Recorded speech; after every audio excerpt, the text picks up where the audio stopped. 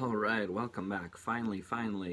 We're following up the Clash Ranked video with Mick Jones's post-Clash project, Big Audio Dynamite, and also Big Audio Dynamite 2 and Big Audio. Just to make things confusing, they kept changing the name of the project.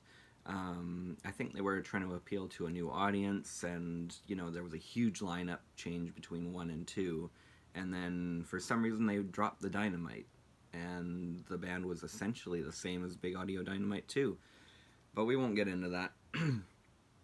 So we are ranking 8 studio albums. We're going to include Entering a New Ride, which was never released physically. It was one of the very first internet albums that you could go to their website and download back in about 1999 or so.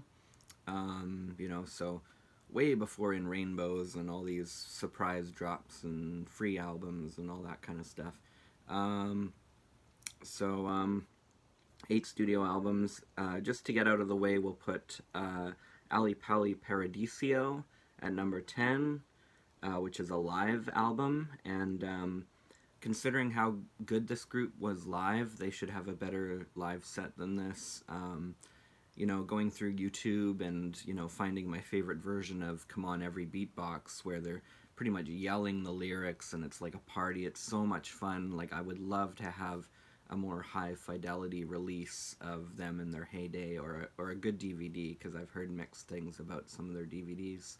Number 9 will be Kool-Aid, which is kind of a early mix of The Globe, and is very interesting in how some of the songs differ, especially Rush, the early version of Rush, and I would love to have a copy of Kool-Aid. I don't know if it was ever re-released, but they put it out on CD and vinyl in 1990 as a precursor to the Big Audio Dynamite 2 and The Globe, which did very well for them. I think it was their only American record to get gold. So, yeah. So number 8 is going to be Megatop Phoenix. This one right here. And, yeah, a lot of people are going to be upset at me already, but I like this one, actually. I just don't like it as much as the rest.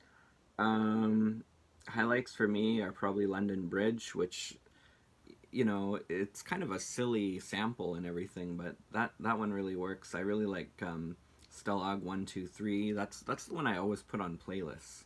It's got that sample from The Great Escape in it, and it's just so catchy, Mick's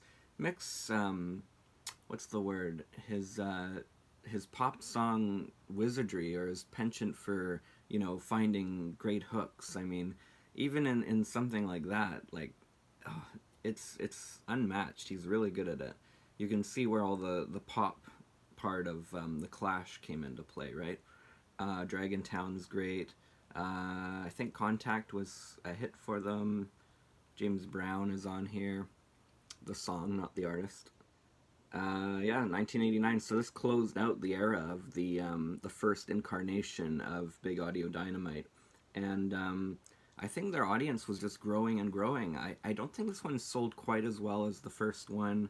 I think the record sales were declining ever so slightly, but their touring and their audiences were going up and up. They had this big reputation for being this great live act.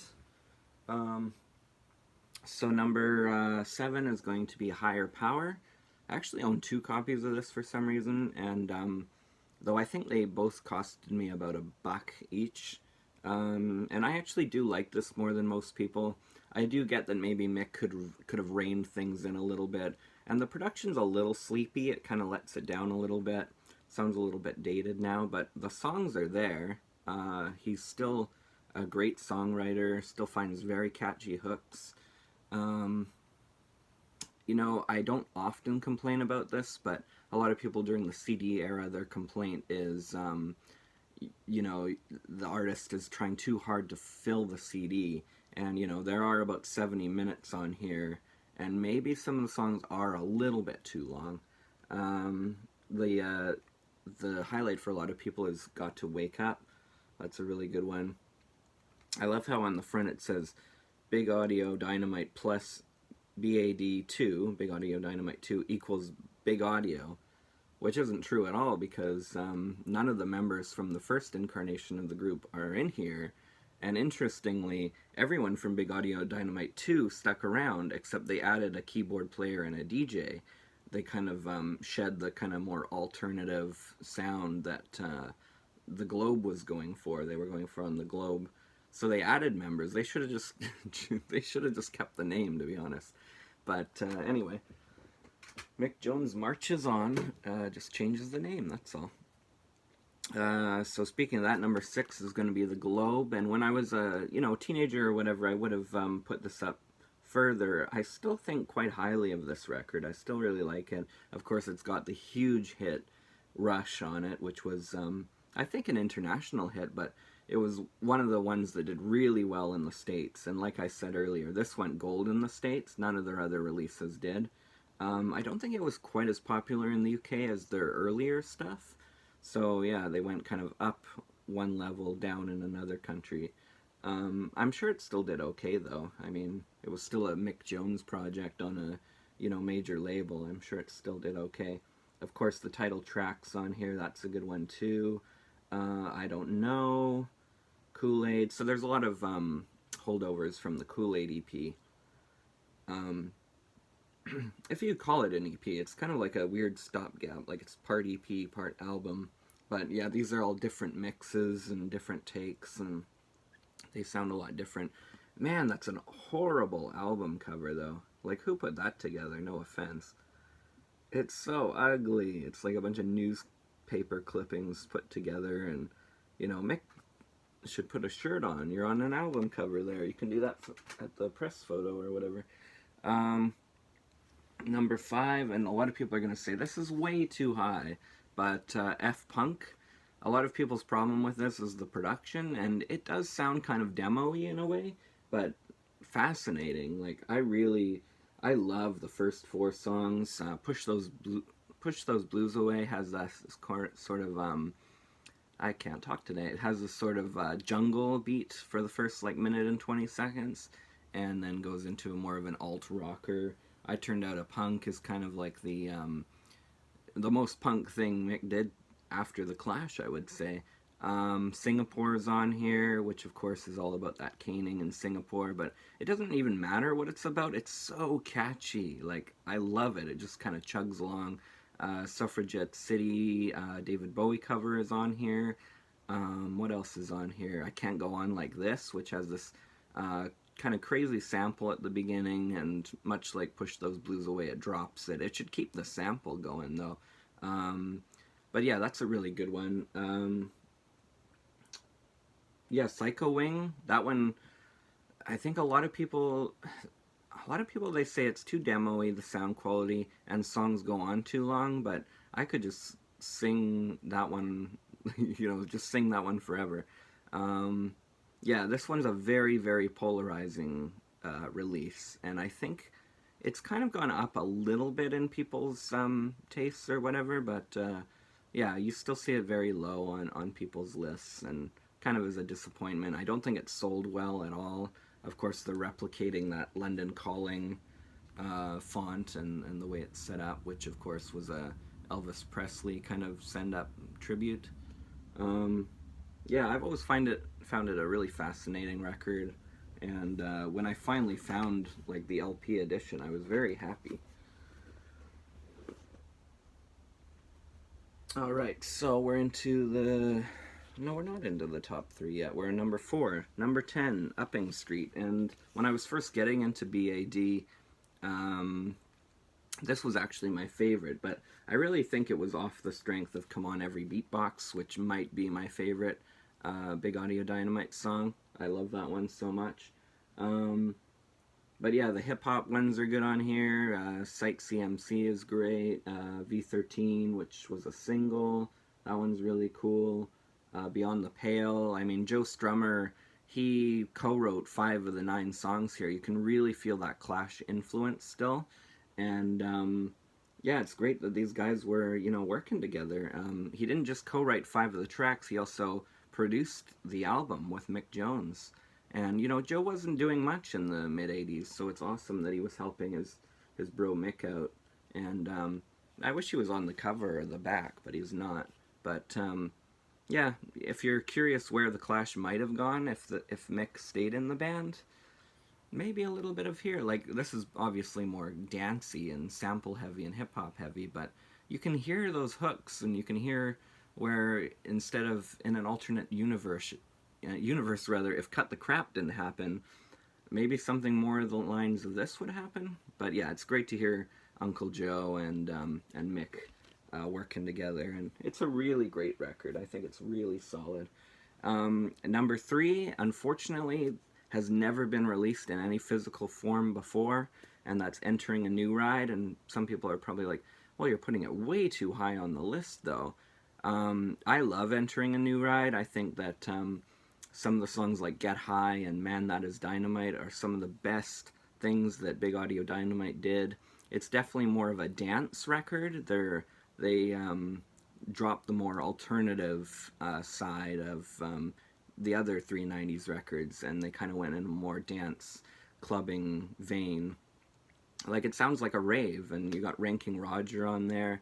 And I really think that, you know, Mick Jones is kind of the opposite of someone like Jimmy Page for preserving his work. Like, a lot of these releases haven't been remastered or put out ever again. And some of them do sound a little dated, as much as I'm a fan of all of them. But they all need a good remaster job, remixing, and like a deluxe package or an LP re-release or something.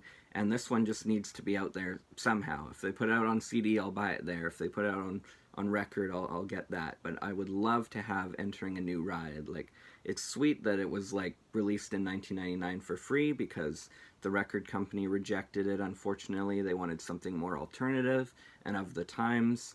And then when they rejected it, Mick, you know, just kind of went grassroots style and gave it away. Said to his fans, here, you can go to our website and download it. And then in 1999, that was like, that blew people's minds. Like, we knew about illegal downloading, but the artist going, no, here, take it. It's like, what? So number 2 is going to be, this is Big Audio Dynamite, which has my other favorite B.A.D. song on it, Medicine Show, with all those spaghetti western samples, clever wordplay. It's kind of hard to tell, like, what they're going for. Like, are they talking about a drug or music in general? But it doesn't really matter. It's just, it's clever, but it's silly, and it just works. And I love the album cut that keeps the track going on and on. The single version loses a little bit, in my opinion. Sony is a great track too, E=MC², which surprisingly is one of their biggest songs. It might be like their second biggest song by now, and that's surprising to me. It's great, but I would rank it maybe 3rd or 4th on this record. And then, of course, B.A.D is on here, which was on in Ferris Bueller's Day Off, and it's probably my 2nd or 3rd favorite song on here. It's a lot of fun.